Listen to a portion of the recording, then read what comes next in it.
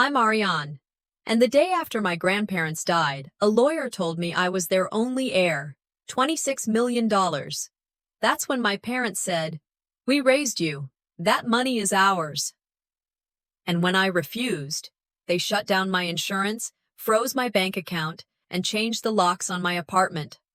I walked into my grandparents' house to find my sister already living there. She looked me in the eye and said, "I redecorated. They didn't just want the money, they wanted to erase me." And I started to wonder, was I ever really part of this family? I'd gotten used to silence. It had become a quiet roommate, one that settled into the corners of my apartment, curled up beside the cat at night, and poured coffee alongside me in the morning. That particular Tuesday was no different. The early summer air filtered through the kitchen screen, heavy with the scent of honeysuckle from the alleyway. My tabby, Crumb, rubbed against my shin as I filled his dish, his only complaint being the slight delay in breakfast service. I sat at the table, spooning yogurt into my mouth as my laptop blinked to life. A string of spam emails, a discount for mattress toppers, and one missed call from a number I didn't recognize. "Crow Gray, attorneys at law," the transcript read. I rolled my eyes. Probably a robocall or some outdated account. Curiosity nudged me to click the voicemail anyway. The voice was crisp, distant.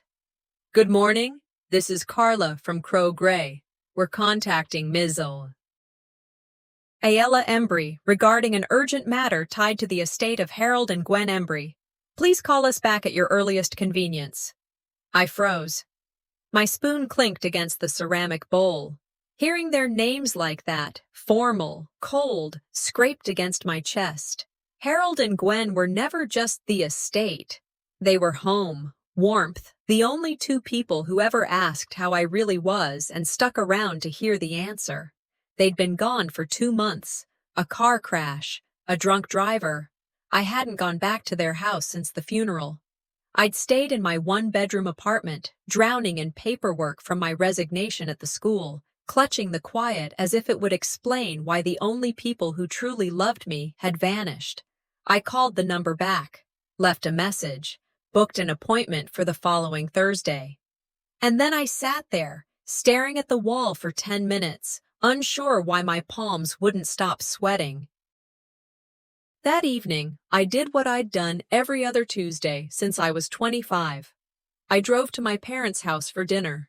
It wasn't tradition, it was obligation. Their house sat in the polished suburbs north of Asheville, symmetrical and cold, with too much marble and not enough warmth. I rang the bell, was greeted by a nod from my father and a half-hug from my mother, both perfunctory. "Still not back at work?" Alethea asked as she plated grilled salmon with practiced precision. "I'm taking time. After everything." She hummed as if that were an inconvenience to her schedule. Ottilie barely looked up from his phone, but muttered, "Time off is a luxury not everyone can afford." I swallowed. The school offered me space. I needed to think. Astrid showed up 20 minutes late, her hair perfect, sunglasses still on indoors. "Don't worry, Mother, I brought the Pinot. Wouldn't want the help to go unthanked." I forced a smile and took a sip from my water. Astrid had always been the golden one, the achiever, the headliner. She worked in PR and lived in Charlotte, but rarely visited until the funeral. "Got a weird call today," I said between bites of asparagus. "From Crow Gray. Said it was about Grandma and Grandpa's estate." Silence. Ottilie lowered his fork. Alethea's lips tightened. Astrid chuckled. "They probably left you a tea set. Grandma always did have a soft spot for you." Her voice was too light, the way people sound when they're hiding a knife in their tone. "No idea what it's about," I said carefully. "Well," Alethea snapped, "Harold always made odd decisions when it came to sentimentality." Dinner continued, but the mood had shifted. It wasn't rage, it was calculation. As I stood to leave, I walked down the hallway toward the coat closet. There used to be a photograph there, me sitting in the garden with Grandma Gwen, our hands in soil, both grinning with raspberry jam on our faces. It had hung there for 15 years. Now, in its place, was a blown-up glossy print of Astrid receiving an award at a fundraiser, framed in gold. I stared. "Where's the garden photo?" I asked aloud. Alethea appeared behind me, folding her arms. "Didn't match the new decor. We're updating." I nodded slowly. "Of course." I grabbed my coat, stepped into the night air, and drove home in silence. Again. That night, I couldn't sleep. I lay awake, thinking of that photo, of Gwen telling me, "This photo stays here, it's our Sunday sunlight." Now, it was just replaced. The next morning, I remembered the day I got the call. The accident. The way the police officer had stumbled through his words. They were on their way back from dinner. A red light. The other car going too fast. I dropped the soup I'd made on the kitchen floor and sat there in my socks, surrounded by shattered glass. At the funeral, Astrid controlled everything. The flowers, the schedule, even the music. Ottilie barely spoke. Alethea tried to haggle with the funeral home over the casket. I hadn't cried, not even then, not when we lowered them into the ground. Grief, when ignored, doesn't disappear. It builds a nest in your chest. On Thursday morning, I got dressed in the same black dress I'd worn to their funeral, not out of sentiment, out of ritual. I pinned my grandmother's brooch, silver, shaped like a bird, over my heart. As I locked the apartment door, I paused by the mailbox and found a glossy flyer. Estate planning made simple. Protect what's yours. It felt like someone had been watching my week. The law office wasn't far. Brick building, old windows, dignified but worn. I pulled into the parking lot, checked my hair in the rearview mirror, and stepped out into the rising heat of the day. As I reached for the door handle, a voice from behind sliced through the air. "Did they tell you how much it is?" I turned. Astrid stood there, sunglasses on, even though the sky was overcast, a smirk playing on her lips like she already knew something I didn't. The moment I pushed open the door to Crow Gray, I was struck by the hush inside.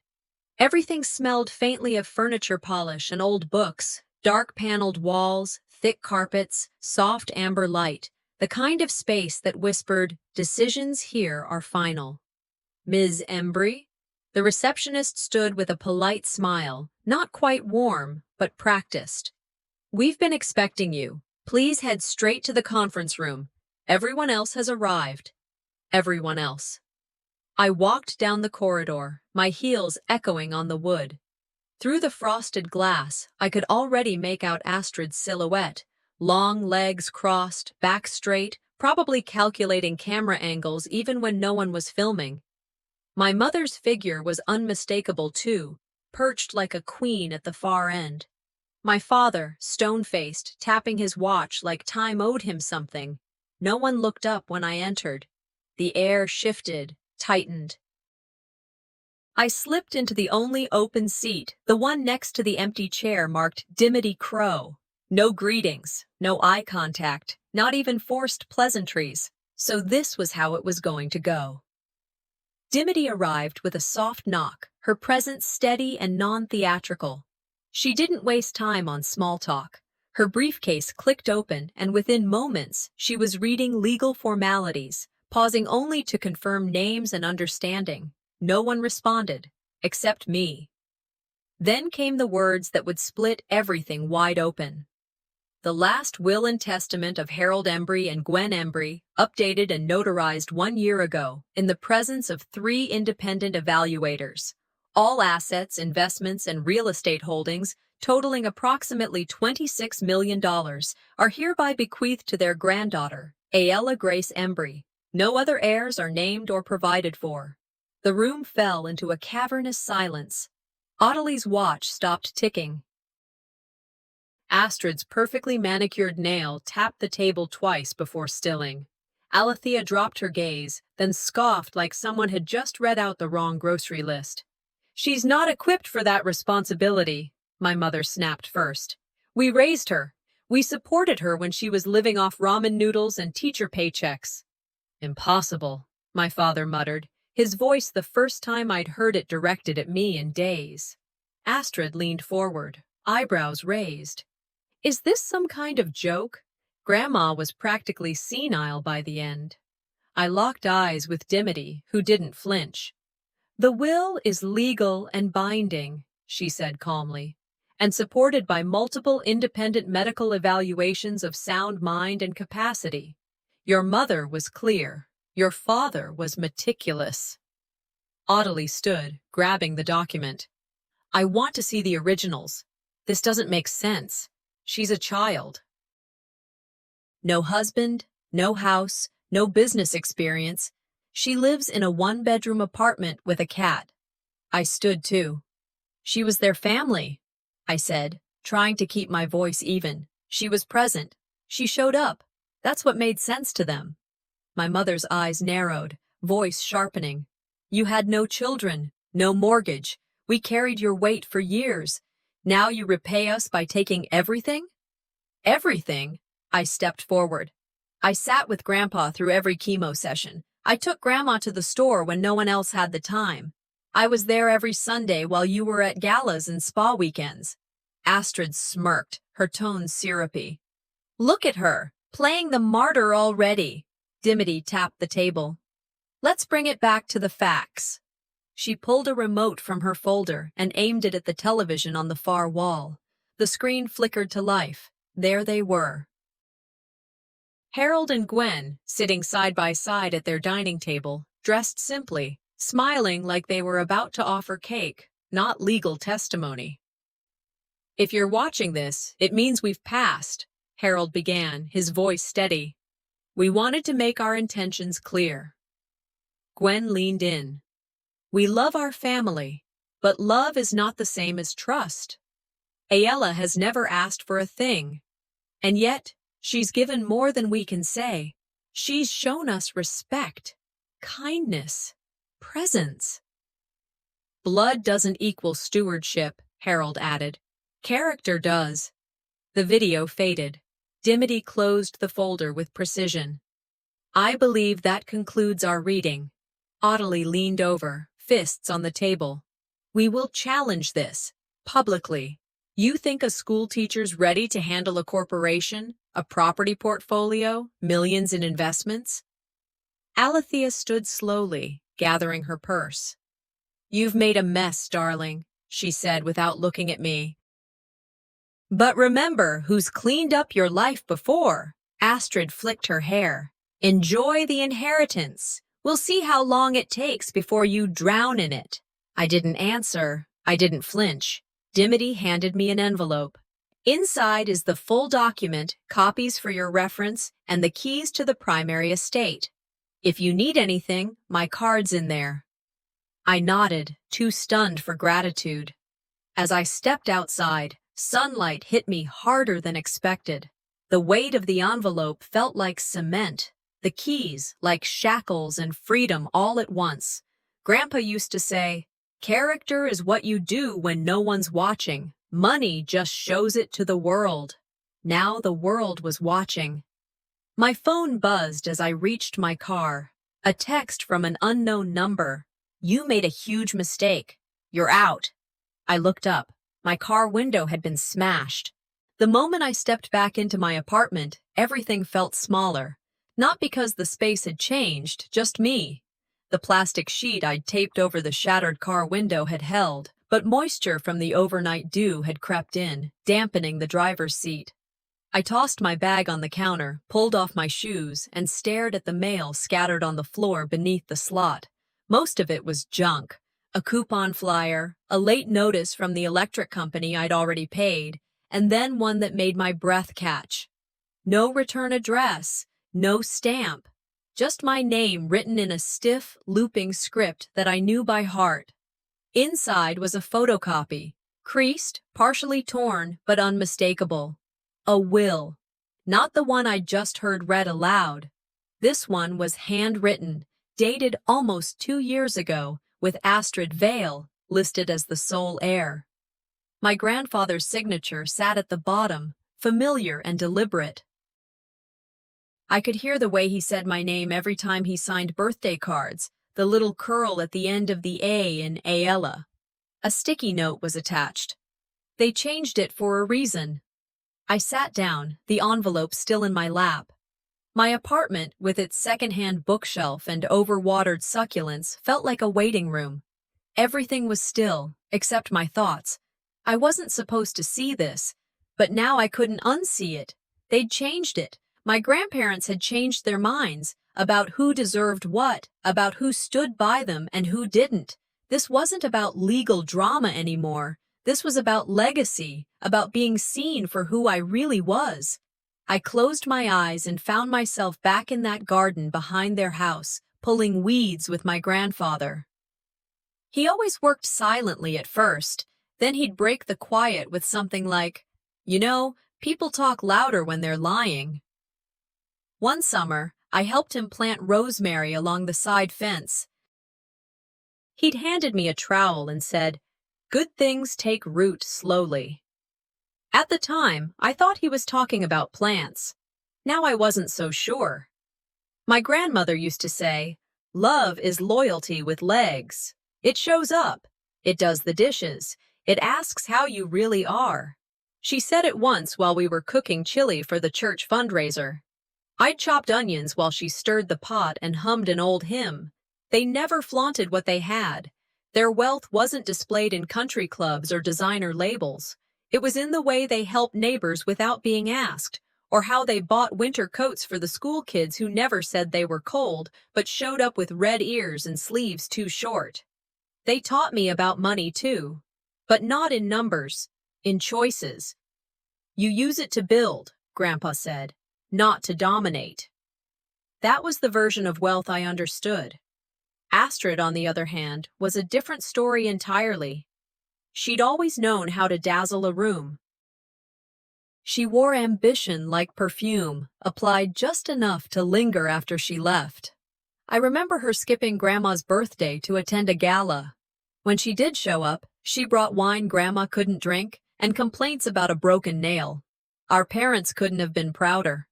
"Your sister's building a brand," Audley used to say, as if that was a virtue in itself. I was never part of that narrative. I was the emotional one, the one who cared too much or lacked ambition. I taught kindergarten. I lived modestly. I didn't have followers or clients. I had kids who drew me crayon portraits and parents who sometimes forgot parent-teacher conferences. For years, I thought I'd failed some invisible test.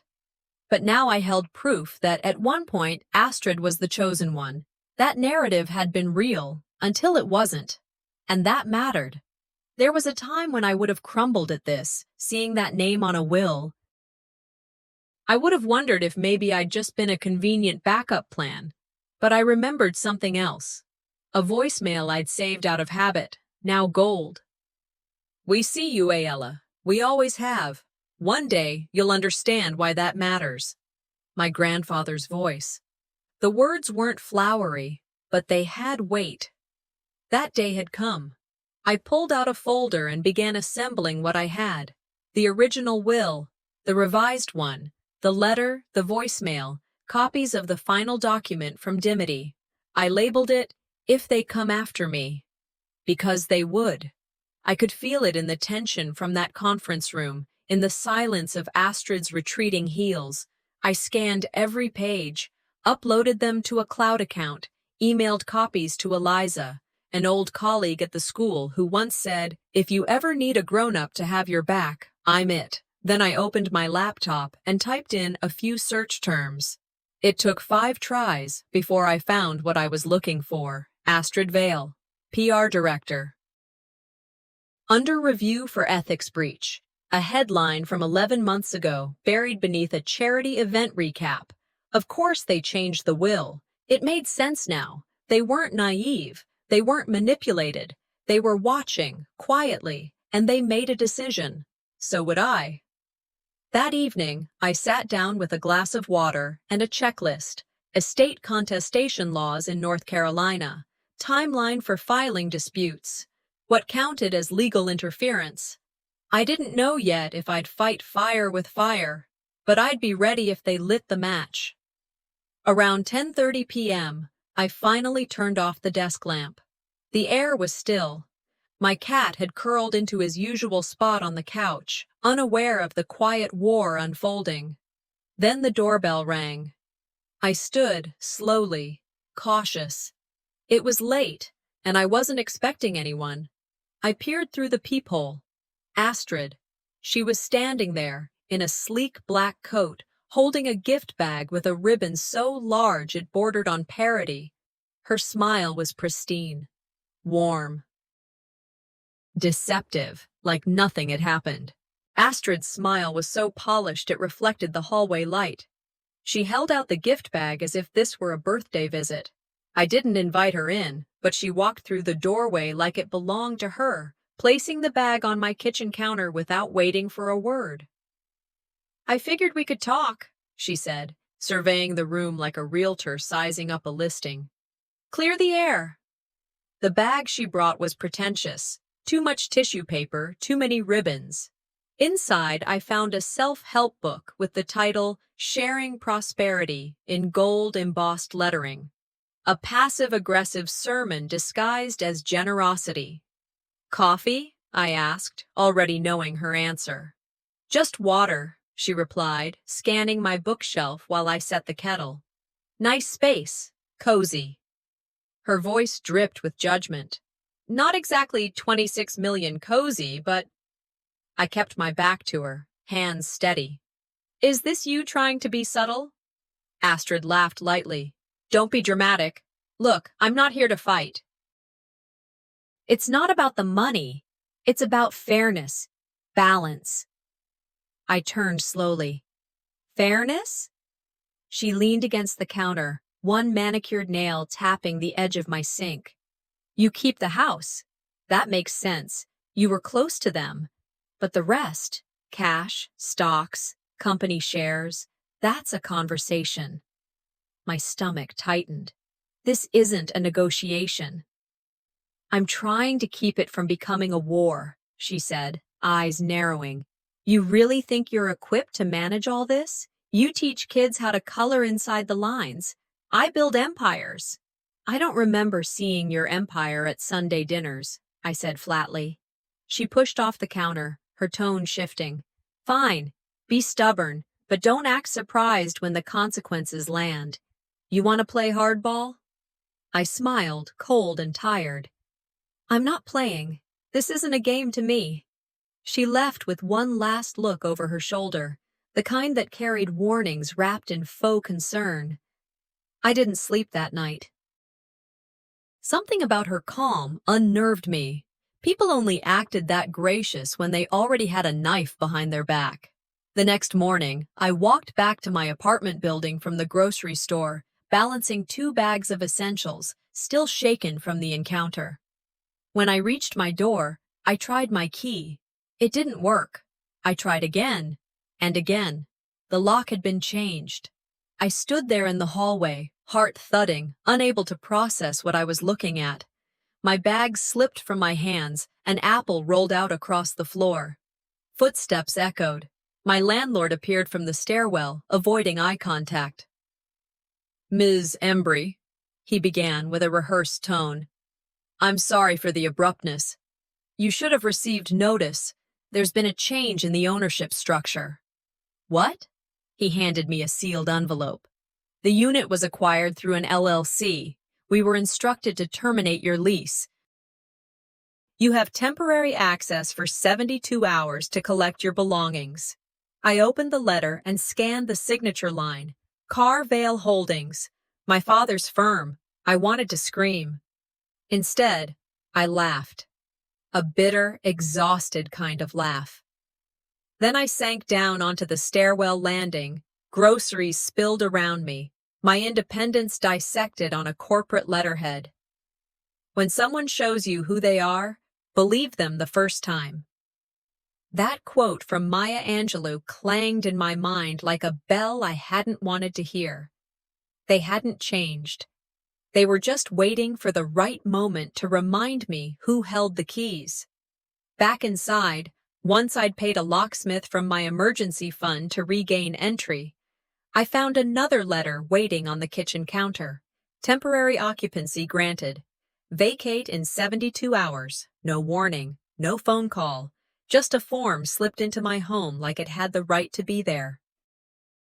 I stood there, surrounded by my own furniture, and for the first time since the funeral, I cried. Not out of grief, not from fear. I cried because I was done pretending these people hadn't declared war a long time ago. Later that night, I called Dimity. She answered on the second ring. Ayala? They locked me out. I got back in, but it's temporary. She was quiet for a second. They can do that if the property legally belongs to them. They must have structured the LLC months ago. This isn't impulsive. It's surgical. I swallowed. So it's legal. Yes, but it's not moral, and more importantly, it's proof. Proof of what? That your grandparents were right to leave everything to you. This behavior, it just confirms it. I let the silence stretch, then said, if I move into their house, they'll follow. Dimity didn't hesitate. Then let them. Let them see what legacy looks like when it's not for sale. I stayed up the rest of that night packing. Books, documents, clothes, one photo of me and Gwen sitting on the back porch with our arms around each other. At 11:13 p.m., a text arrived. If you're not out by Friday, we'll remove you ourselves. No name. No sender ID. I stood in the middle of my ransacked apartment, one hand resting on the lid of a box that now held what was left of my life. I looked toward the door, the place that had once welcomed me back from bad days and long nights.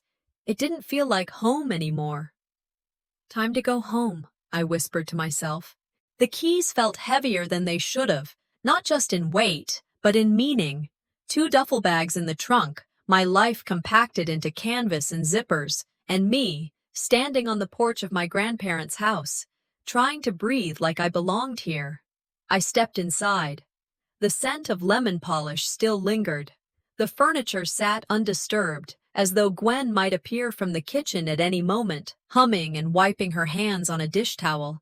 The slippers near the fireplace hadn't moved, but something was off, a feeling, not haunting, but hollow. I dropped the bags near the staircase and walked slowly from room to room. In the living room, the throw pillows were mismatched, like someone had tried to refresh the look. A few framed photos were gone. A decorative vase I remembered from the shelf near the window was missing.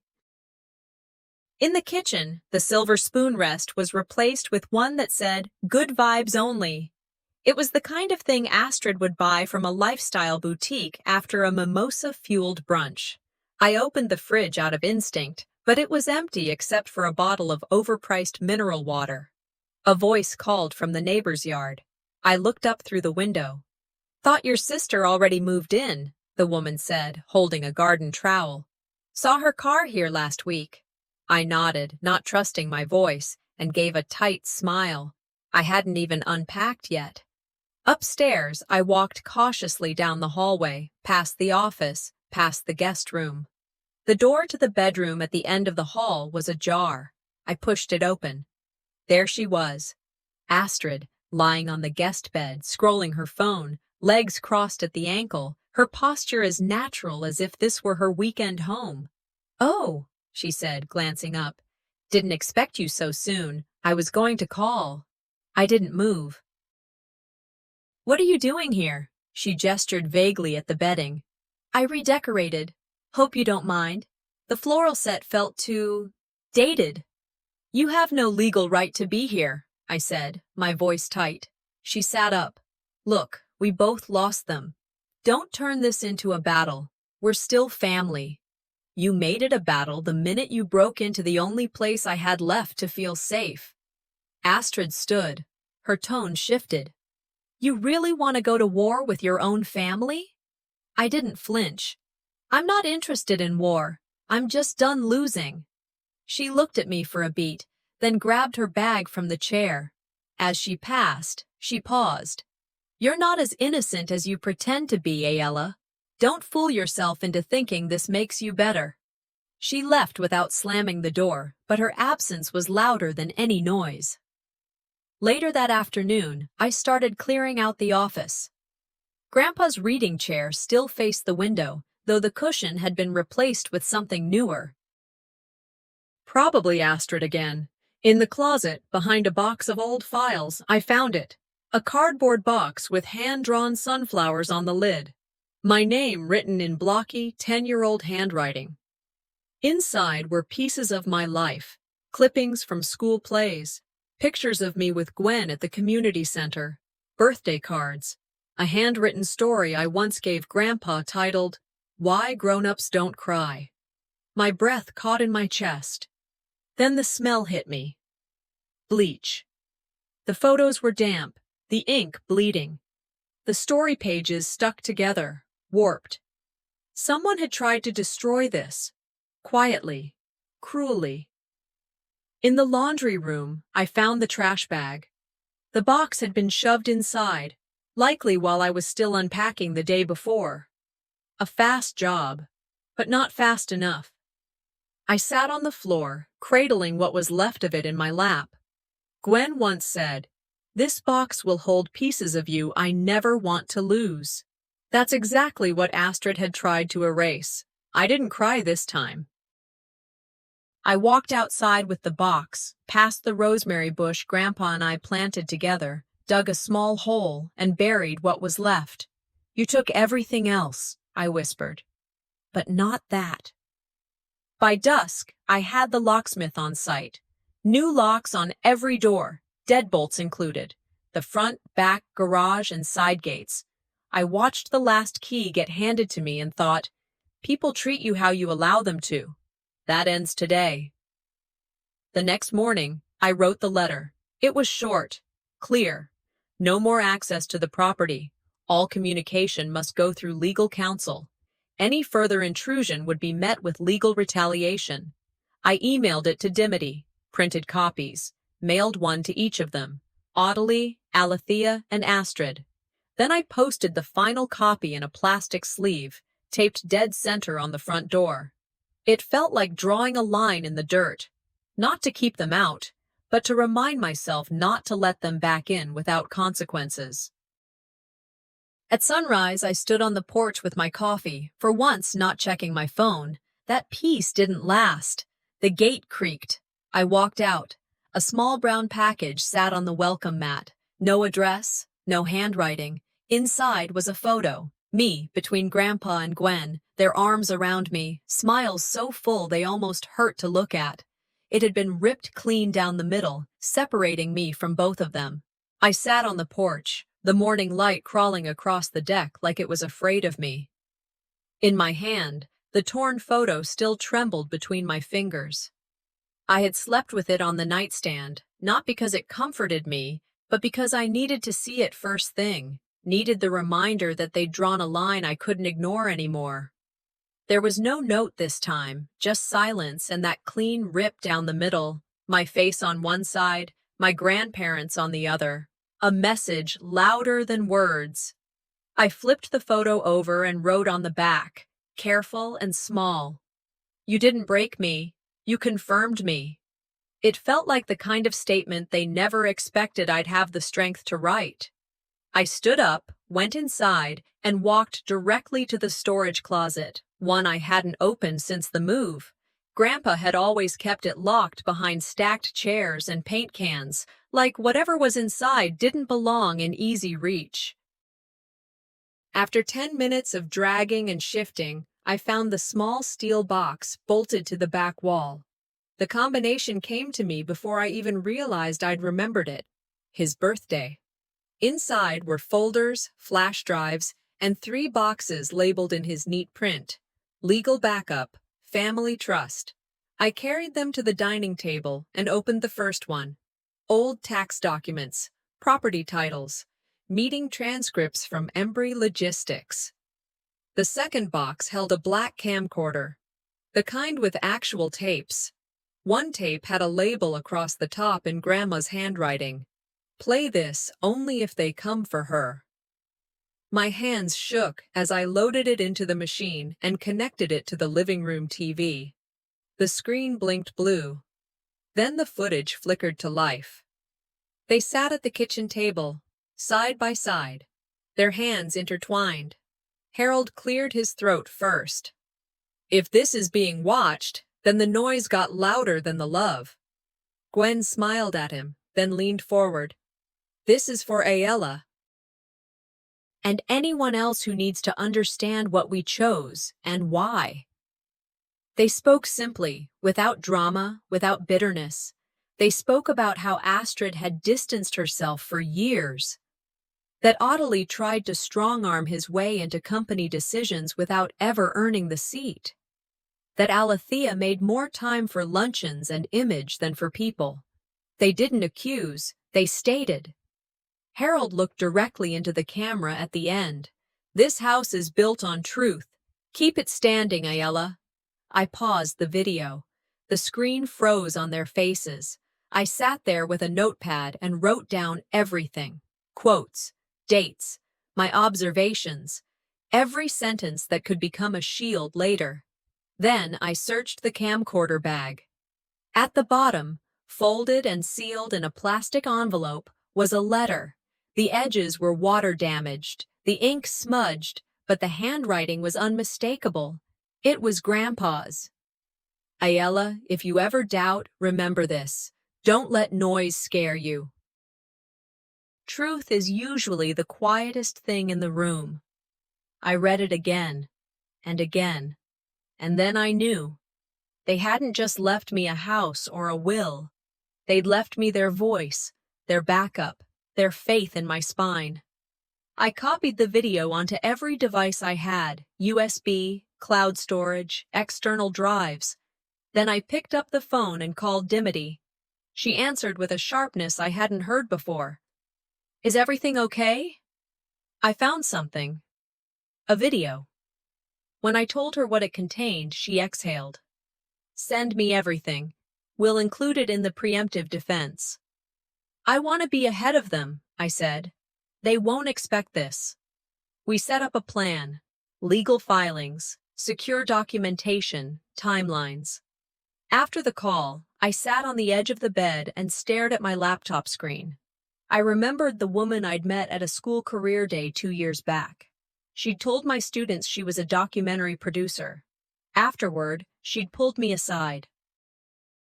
Your voice doesn't sound like someone who just teaches ABCs, she said. If you ever need to tell a story, really tell it, call me.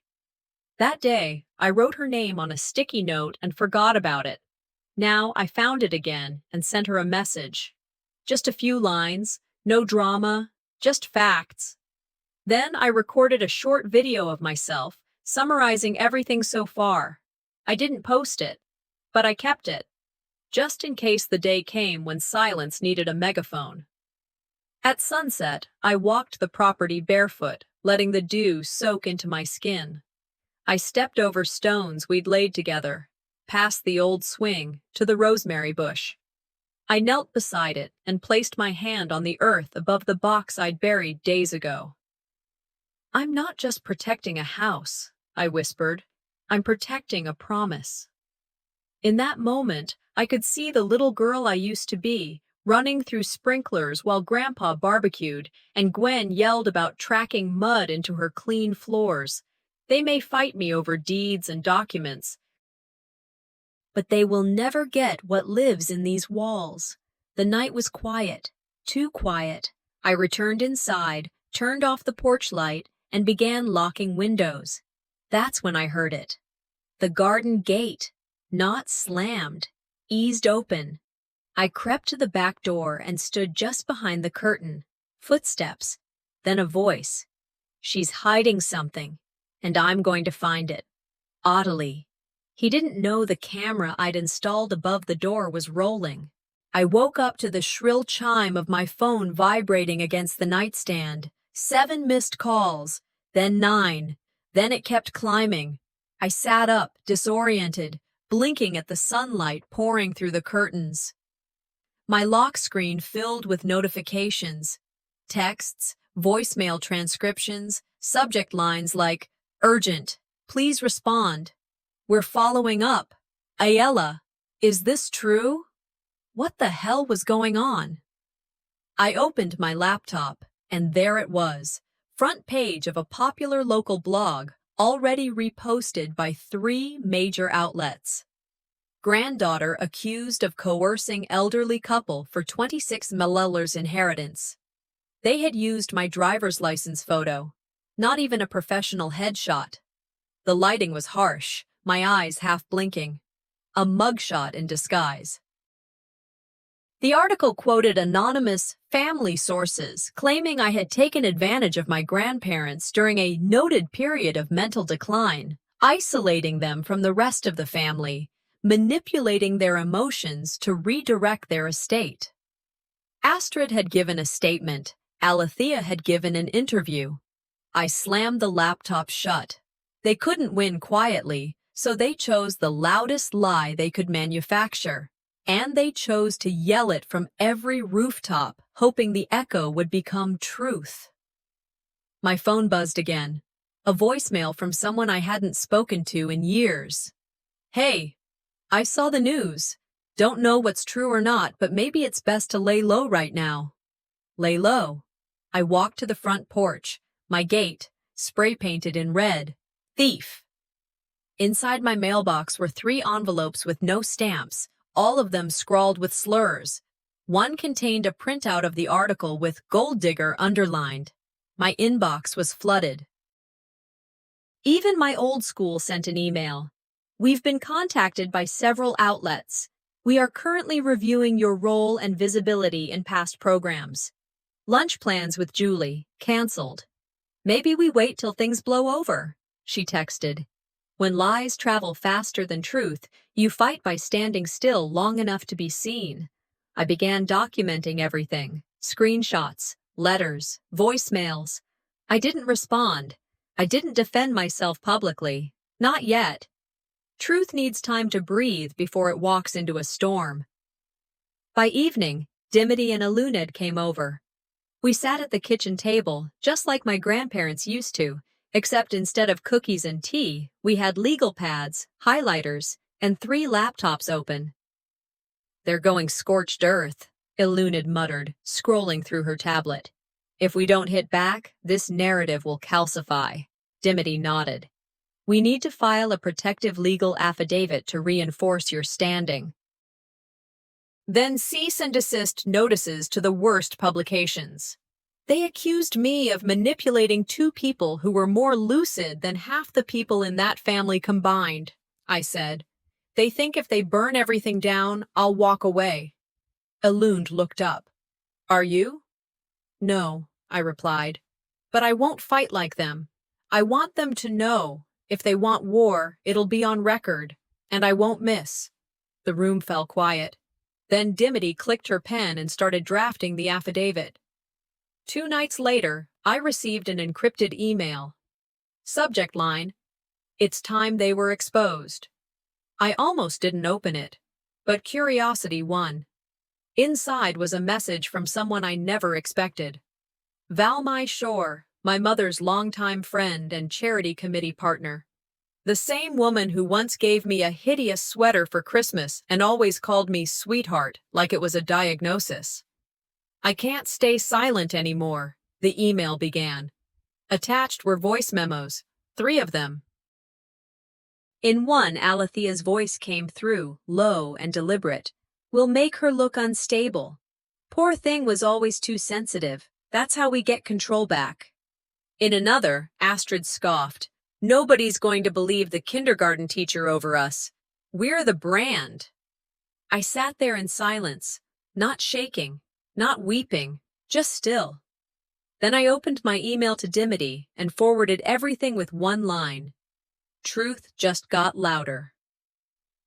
The next morning, I drove to meet Erin Haywood, a journalist I once mentored through a writing workshop for adult learners. She greeted me in a small cafe tucked into a downtown alley. I laid it all out. The video testimony, the voice memos, the paper trail, the legal steps. I don't want to be a story, I said. But you already are, she replied.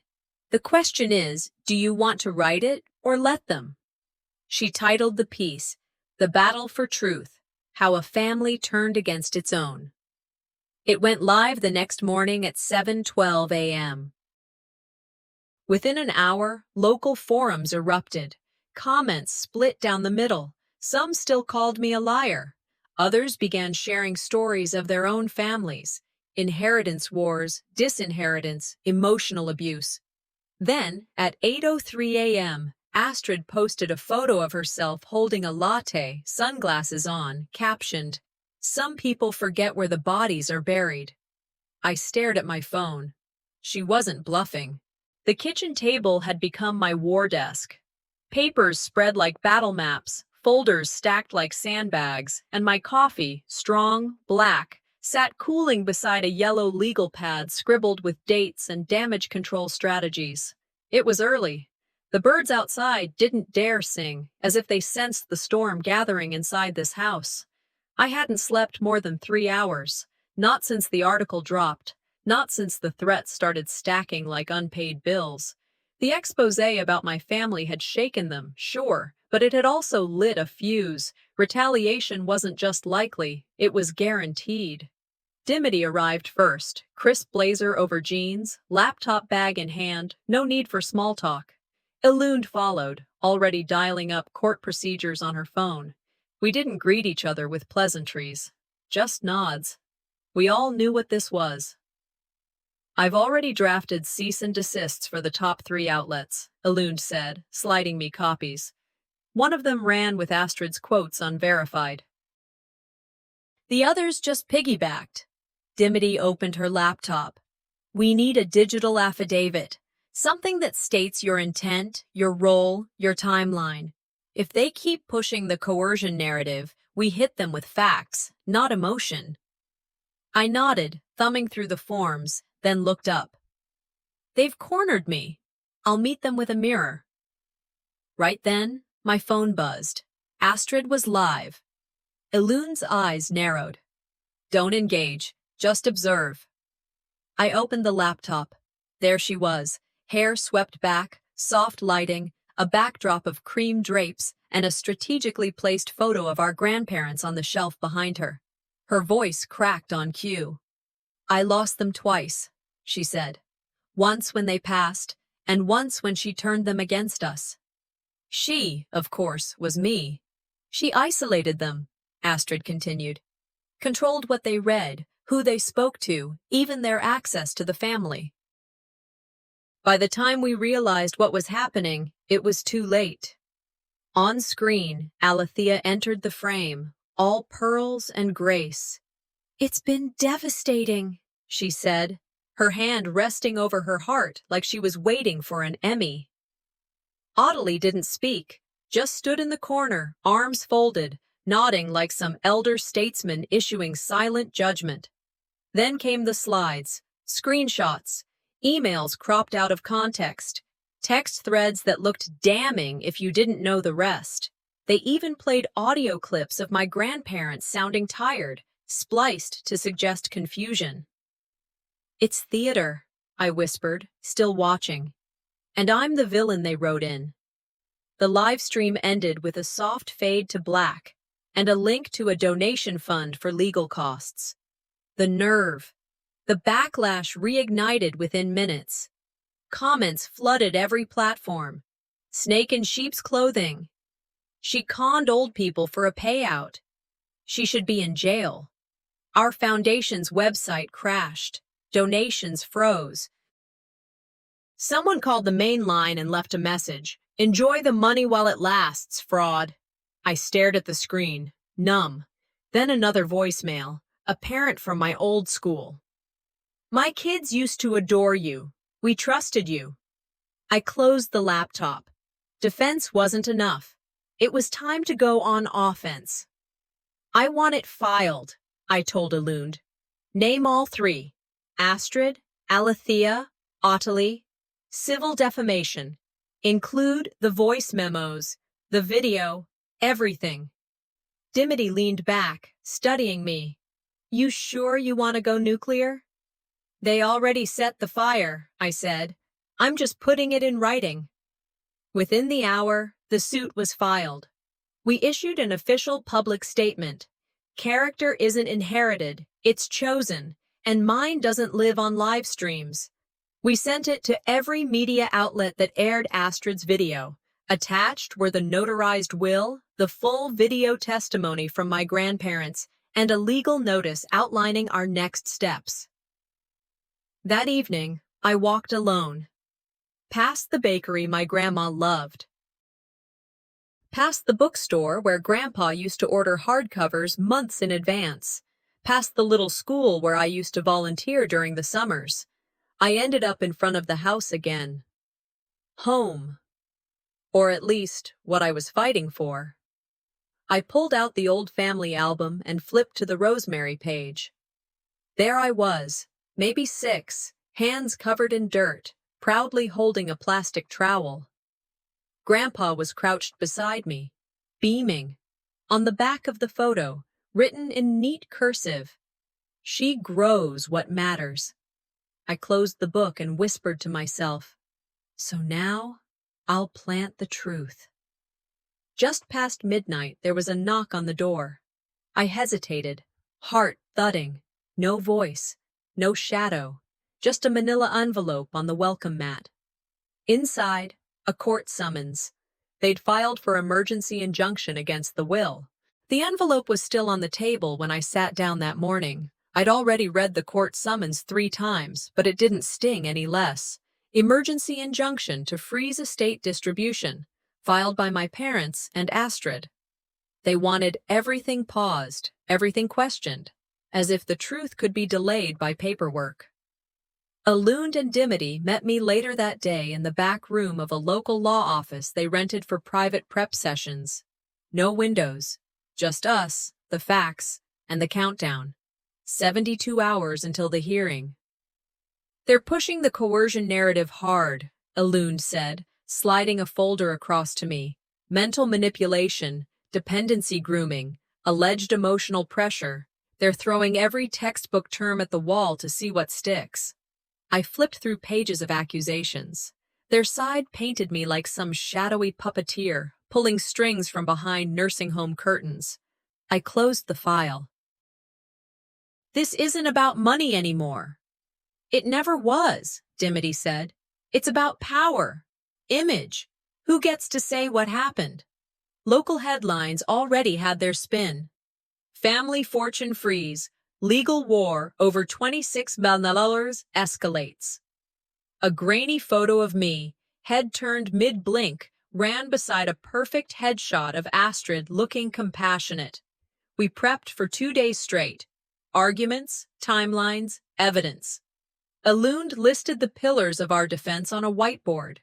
Will legality, video testimony, community character statements, absence of criminal or civil misconduct. I reviewed handwritten letters from students' parents, old neighbors, even a former church volunteer. She didn't just check on them. She brought soup, fixed the sink, remembered their birthdays. Another one simply said, "She showed up."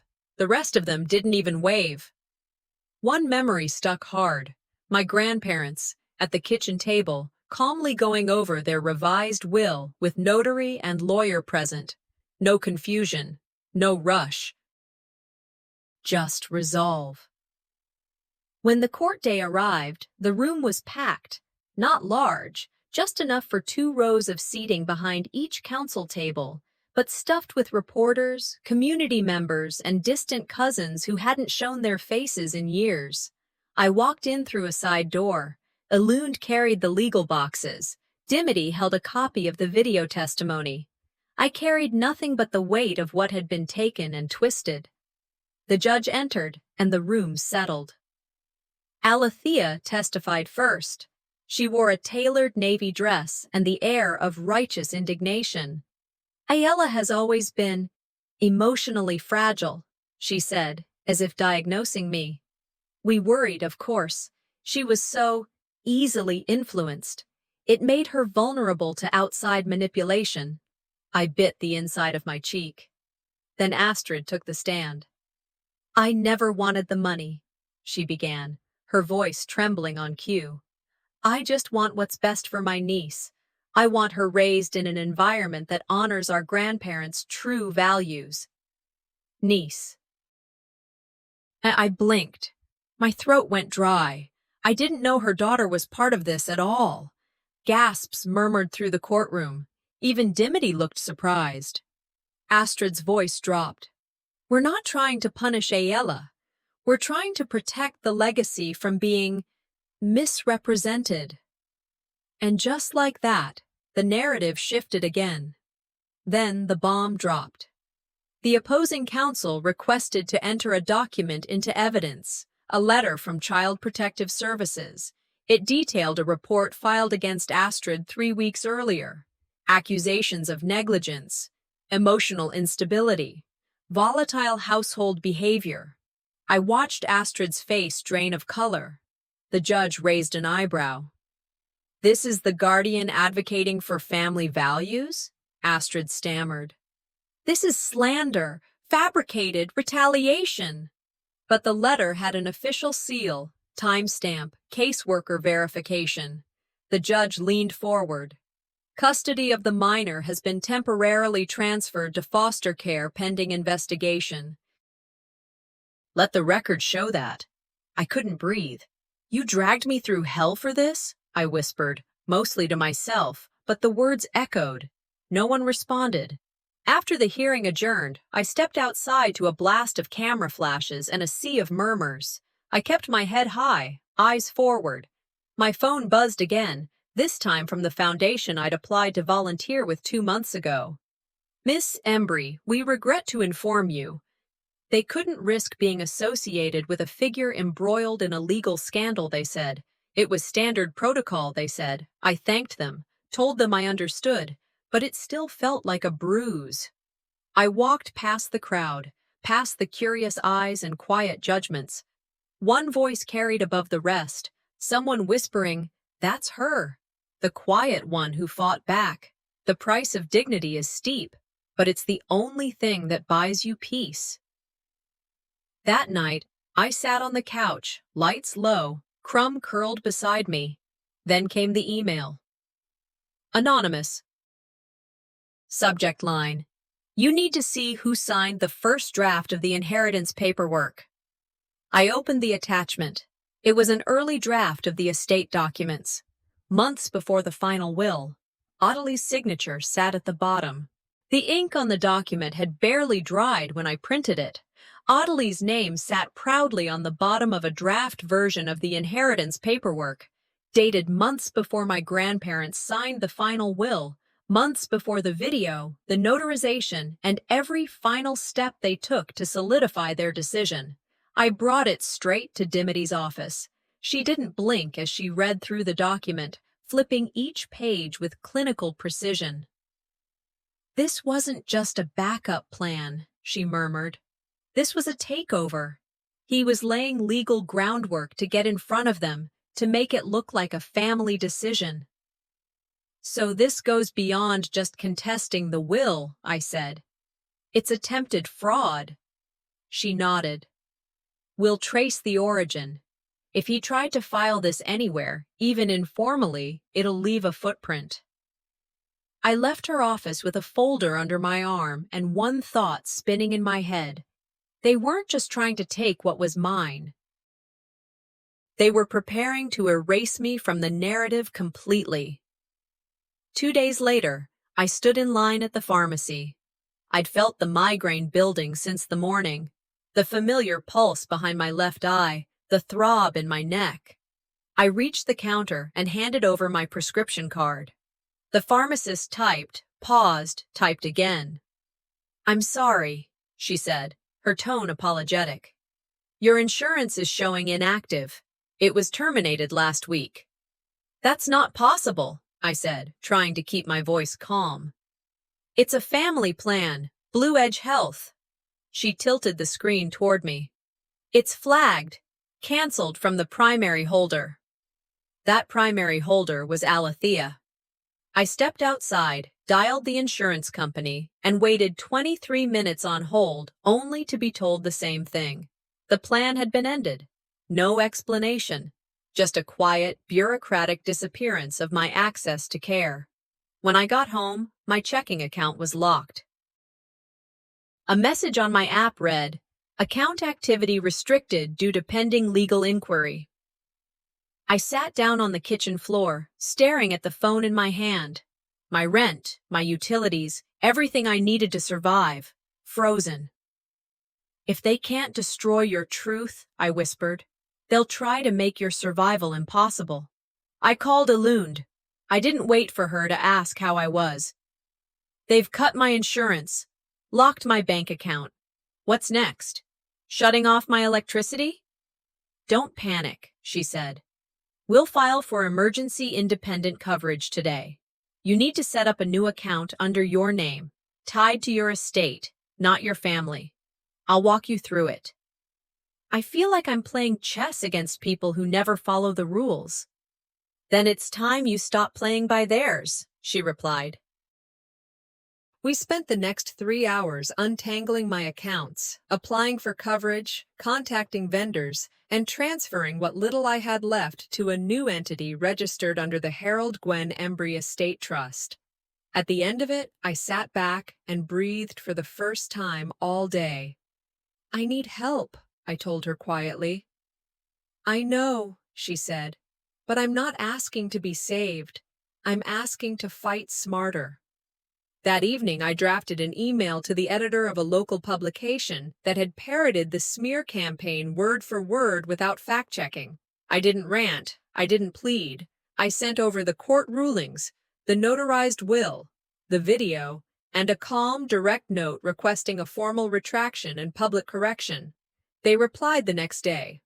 "We acknowledge that previous statements may have misrepresented facts currently under legal investigation. A correction will be issued." The article was quietly amended, but the silence spoke volumes. I posted the link on my social media with a single caption: "Truth may take the long road, but it always arrives." Later that week, a delivery arrived, roses in a white box, no card. I assumed it was a sympathy gesture. It wasn't until I was tossing the packaging that I noticed the tag hidden beneath the blooms. "We never said goodbye properly, Mom." Hours later, a voicemail from Ottilie. "You had your chance to be part of something bigger. Now you'll watch it all fall alone." I saved both. I didn't respond, because I finally understood something. Their threats were getting sloppier, more desperate. The confidence was gone. Now they were just flailing. That night, I lit a candle in the garden, placing it near the rosemary bush. Wind tugged at the flame. The house behind me was still. My chest, for once, was too. My phone buzzed. Another anonymous number. "Check the county records. You're not the only one they tried to cut out." I arrived at the county records office without much fanfare. No lawyers, no press, just me, a legal pad, and a sense that something important had been waiting beneath the surface, like a body buried shallow in the sand. The clerk at the front desk gave me a polite nod, directed me to the archive terminal, and within 15 minutes, I had the file in my hands. Ottilie had tried to register a quiet claim on the house 3 years ago, before the will had been updated, before Gwen and Harold recorded the video, before any of this became public war. The document was incomplete, never filed through the court, but the intent was clear. He had planned to absorb the property quietly, likely anticipating their decline, probably expecting no one would challenge him. He wasn't just planning to take the house, he was planning to write me out. I scanned the pages into my phone, emailed them to Dimity with a short note. He was coming for it before they even left it to me. I didn't wait for a reply. I walked out without a word to the clerk, and I felt no rage, just clarity. Sometimes the truth doesn't need to be shouted. It just needs to be known. Later that night, I sat in the living room with a glass of tea and 3 blank envelopes. one for each of them. To Ottilie, I wrote, I was never part of your legacy, but I built my own.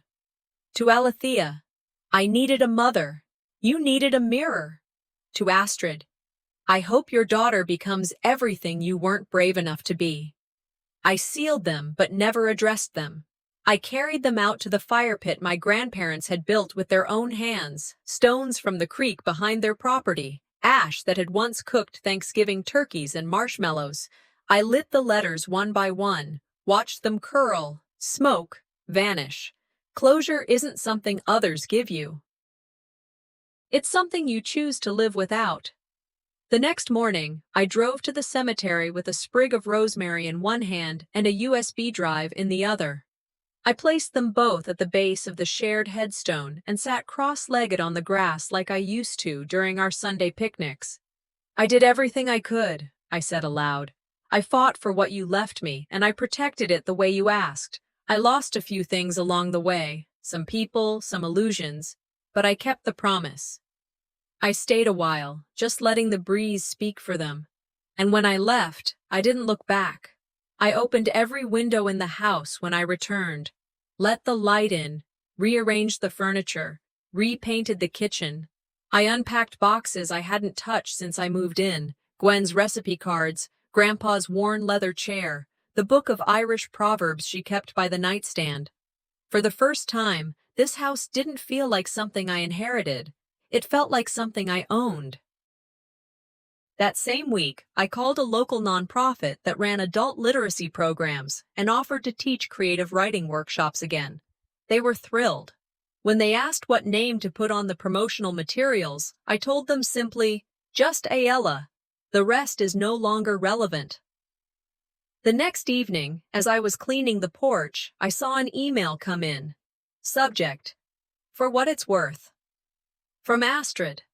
I hesitated before clicking. Inside was one sentence. I was wrong. About everything. But I'm still not ready to say it out loud. I read it 3 times. Then I moved it to a folder on my desktop labeled Unopened Doors. Not every broken thing is meant to be fixed. Some are meant to be left behind. At dusk, I stepped outside barefoot. The grass was warm from the late sun. My neighbor waved over the hedge. Heard you're hosting a reading next week? I smiled. Only if you promise not to bring drama, I called back. He laughed. No guarantees. I stood there, hand resting on the porch post, letting the quiet fill in the blanks my family had left behind. Peaceful, strong, still healing. The courtroom was colder than I remembered. Maybe it was the marble floors or the over-air-conditioned vents overhead, but my hand stayed steady. I gripped the folder Dimity had handed me before we walked in, and I kept my face neutral. Across the room, Ottilie and Alethea sat in silence. Astrid's chair remained empty. The judge entered without preamble and went straight into the final ruling.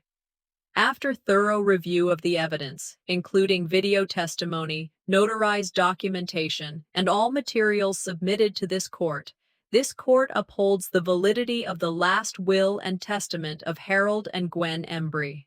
I didn't breathe. The estate remains in full legal control of Ayala Grace Embry. There was a slight shuffle on the other side of the room. No words, no gasps. The judge continued, turning a page. In addition, Mr. Ottilie Carr's prior attempt to pre-file a claim on the primary estate property is noted in the record. Though not formally processed, the court refers this matter to the State Bar Association for review under ethical conduct standards. Dimity didn't move, didn't smile. She just closed her folder. I stood as the judge exited, and the gavel echoed once. Outside the courthouse, the crowd had doubled. Reporters held up microphones, flashbulbs popped. I said nothing. I walked straight to the car, got in, and shut the door. Let them talk. I was busy doing what they never could, owning my legacy. By the next morning, the news cycle had turned against them. Ottilie Carr, under ethics review. Alethea Carr steps down from 4 charity boards. Leaked emails reveal PR strategy behind smear campaign. One tabloid ran screenshots of Astrid's text conversations with her publicist. Play soft, cry twice, push the family conflict angle. My name trended, not in shame, but in solidarity. Hashar legacy. Right Nashbar justice for Gwen, and Harold Nashash, the quiet one, fought back. I didn't reply to any of it. I didn't need to. Victory wasn't theirs to validate. Instead, I got to work. I filed the final papers to create the Gwen Harold Embry Foundation for Education and Financial Independence. Our mission was simple: fund women in transition, those rebuilding after divorce, job loss, or abuse. The first donation, $1 million, went to a scholarship fund for underpaid educators. We hired a team, mostly women who had been let go or passed over. And I held our first board meeting right where it mattered most: the garden behind my grandparents' house.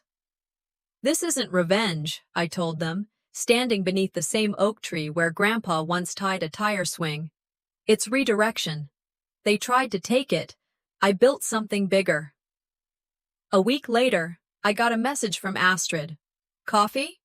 I said yes, but only under my terms. Daylight, public, no handlers. We met at a small cafe near the college.